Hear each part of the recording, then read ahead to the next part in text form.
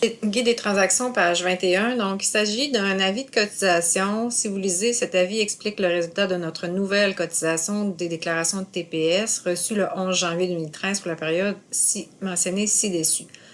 Donc, ça, ce que ça veut dire, 372,49 au crédit, c'est un remboursement de TPS que vous avez reçu. Donc, si vous vous souvenez bien, les taxes payées sur achat, donc TPS payées sur achat, on les considère comme des comptes clients. Donc, c'est le gouvernement qui nous doit ces montants-là. Quand on reçoit un remboursement de taxes, il faut le déposer dans le compte de banque et à ce moment-là, venir créditer le compte TPS payé sur achat.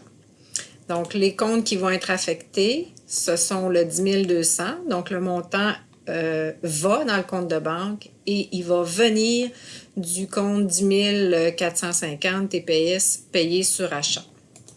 Donc, c'est une écriture qui est quand même assez simple.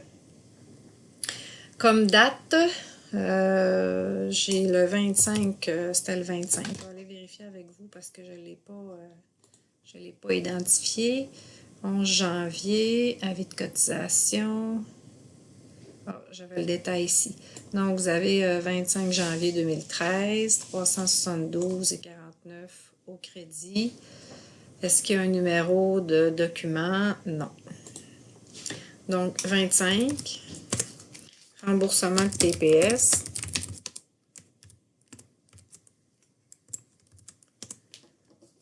Donc, le montant va aller dans la banque numéro 1 de 10 200. Donc, c'est un dépôt. C'est pour ça que c'est du côté du débit. 372,49. Pas de numéro de document. Remboursement de TPS. Et le 10 450 TPS payé sur achat, qui lui se trouve à être crédité du même montant. Oups, j'ai répété la cellule, la ligne du haut.